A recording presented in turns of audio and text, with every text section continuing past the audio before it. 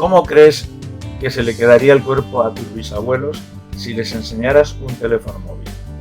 Y si para hacerte una radiografía no tuvieras que ir a un centro sanitario y te la hicieran en casa? ¿Y si te dijera que estas dos cosas y algunas más se produjeron efectivamente hace más de 100 años? Pues aunque no te lo creas, quien inventó estas dos cosas fue un español. Y además, este personaje nació en un pequeño pueblo de Ciudad Real. Pues bien, de esto va este vídeo y te recomiendo que no te vayas porque te perderás conocer un personaje excepcional injustamente olvidado. Soy J. Torres, tu sastre matemático, y vamos a empezar.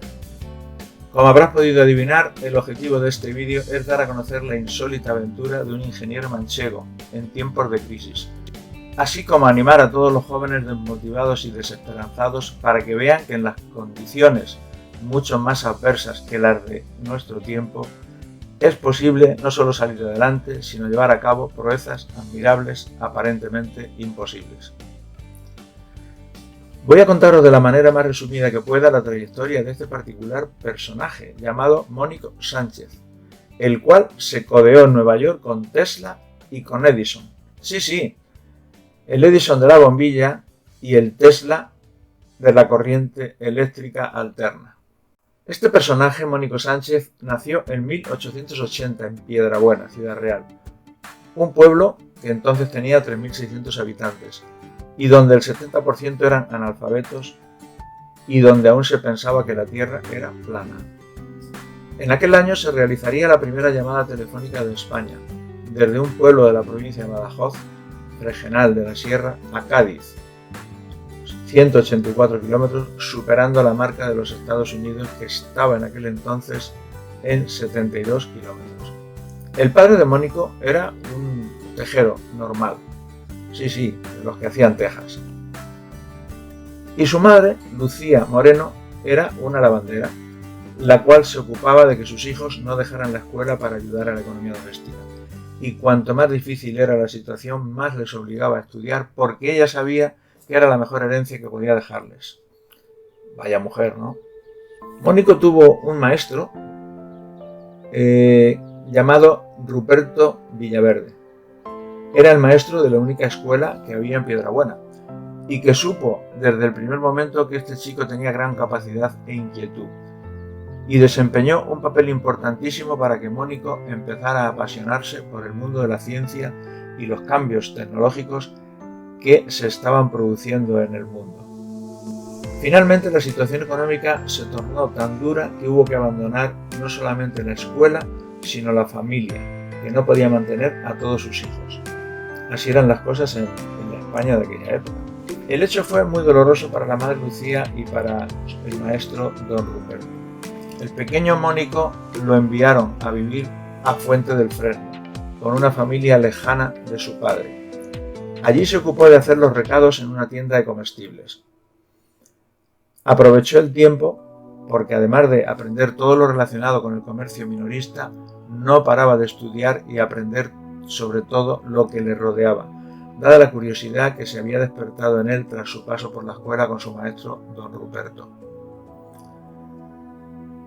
Tras su paso por Fuentedelfresno pasó a ser dependiente de un comercio en San Clemente, en la provincia de Cuenca, aprendiendo tan deprisa que a sus 19 años pasó a tener su propia tienda.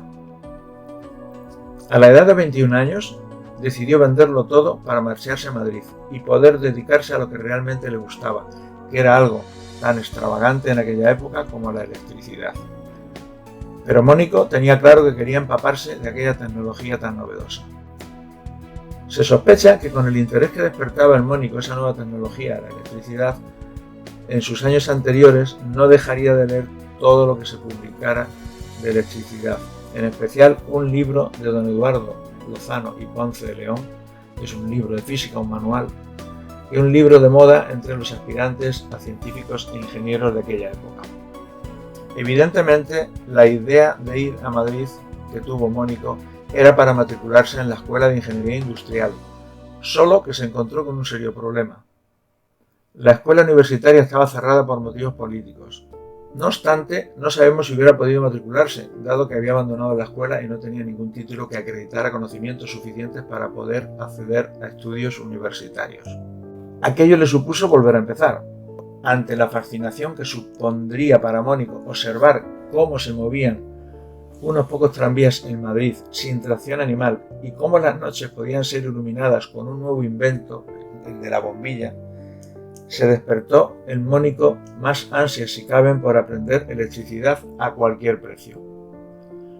Buscó más y más libros de electricidad para empaparse de todo lo que se publicaba, y en esa búsqueda tropezó con la publicidad de un curso de electrotecnia por correspondencia, impartido por el profesor Joseph Wheeler. Suponemos que también encontró un libro de principios de 1900, que era un libro muy popular en Europa y en Estados Unidos, titulado The Electric Motor and Its Application, del autor Joseph Wheeler. Había un serio problema con el libro y con el curso citado. Estaban los dos en inglés y evidentemente Mónico no sabía absolutamente nada de ese idioma. Ante ese contratiempo, Mónico no solo no se desanimó, sino que con más decisión si cabe se matriculó en el curso por correspondencia que ofertaba el señor Wheeler. Yo supongo que con su carácter y convencimiento de aprender electricidad a toda costa pensaría, bueno, de paso aprendo también el idioma inglés, con el esfuerzo que aquello supondría para él, tener que mirar palabra por palabra en el diccionario para poder descifrar el tesoro que se escondía en aquellos libros.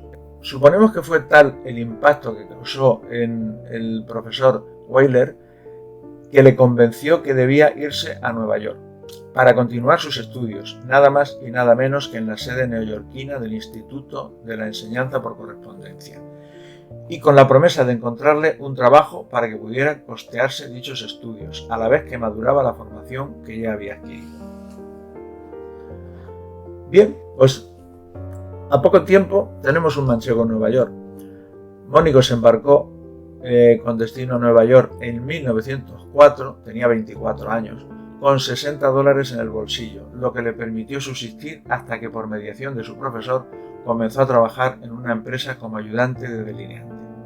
En aquellos años Nueva York estaba en plena efervescencia y la profesión con más futuro, salvando las distancias con la construcción, era la electricidad, con lo cual Mónico fue desentendiéndose cada vez más de la delineación y centrándose mucho más en la electricidad. En 5 años se desenvolvía decentemente en inglés y tenía en su poder unos conocimientos y titulación que le acreditaban como ingeniero del curso que había realizado. Aunque realmente era el equivalente de un peritaje industrial en la rama de electrotecnia, dichos estudios no fueron universitarios hasta la década de los 70. A los 27 años cambió de empleo y empezó a trabajar en una empresa que marcaría su futuro para siempre. Fabricaba aparatos de telegrafía y equipos de medidas eléctricas de precisión. La compañía se llamaba Pearson & Company. En Nueva York se pensaba que eso de la electricidad era de trascendencia total para el desarrollo de la humanidad, con unas expectativas formidables para la industria y para la sociedad, donde el éxito de la electricidad estaba en poder realizar la distribución de la misma. Mientras tanto, en Nueva York había dos personajes ilustres, Edison y Tesla, que pugnaban a muerte, y nunca mejor dicho, por su empecinamiento en cómo debía canalizarse esta energía. Edison era el propietario de la General Electric Company y defendía que la energía eléctrica debía transportarse como corriente continua por ser más segura. Y el serbio Tesla, aliado de Westinghouse, muy excéntrico pero genial, estaba convencido, como así demostró, que la única forma de transportar energía eléctrica en grandes cantidades era mediante la corriente alterna.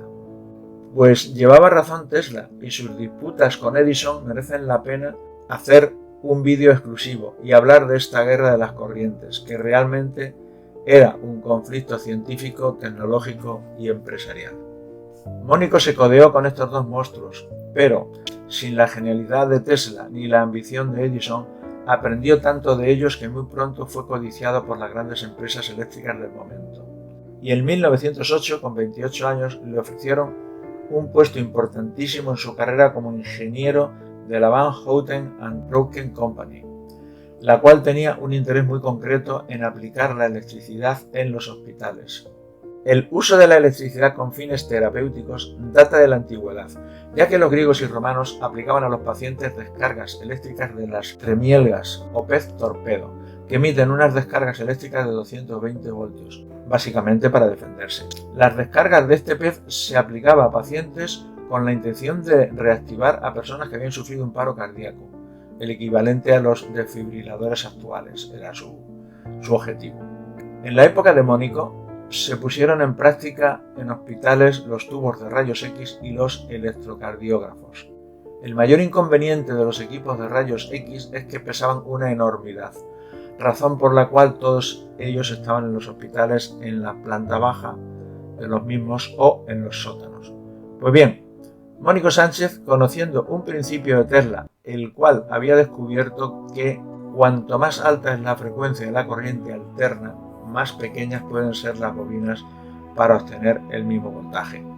Y con esta idea, Mónico ideó, patentó y fabricó un equipo de rayos X portátiles que se acoplaba a una maleta de dimensiones de 22 por 22 por 46 centímetros y que no llegaba a pesar más de 10 kilogramos, lo que suponía que no era necesario ir a un hospital para poder obtener una radiografía con rayos X.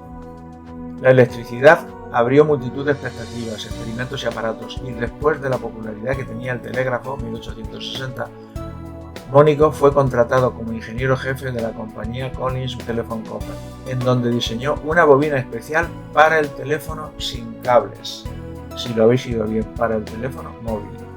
En 1909 estos equipos se hicieron muy populares en Estados Unidos, donde fueron expuestos en la tercera Feria de la Electricidad, celebrada en el Madison Square Garden de Nueva York, donde podemos ver una fotografía donde aparece Mónico Sánchez mostrando su aparato de rayos X y aparecen a su lado los stands y los puestos de la General Electric de Thomas Edison y la Westinghouse de Nikola Tesla. En septiembre de 1910 se celebró en Barcelona el cuarto Congreso Internacional de Electrología y Radiología Médica, con la participación de 196 eminentes médicos españoles y 56 destacados doctores extranjeros.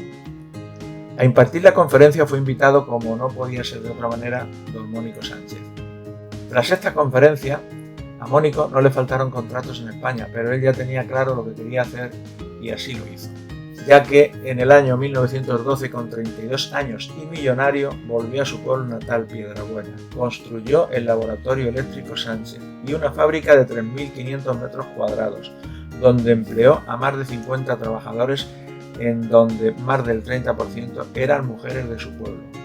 El objetivo de esta idea no era otro que empezar a fabricar los equipos de rayos X portátiles y otros diseños suyos como generadores de corriente, aparatos de onda corta, tubos de descarga, lámparas de alta frecuencia, luces de neón, ionizadores de ozono, instrumental radiológico, electrodos terapéuticos, etc. Para poner en marcha su sueño, su idea, había un pequeño problema, y es que en Piedrabuena en aquellos años no había ni agua ni electricidad para alimentar el proceso de fabricación que quería emprender don Mónico Sánchez. Y él pensó, ¿problema?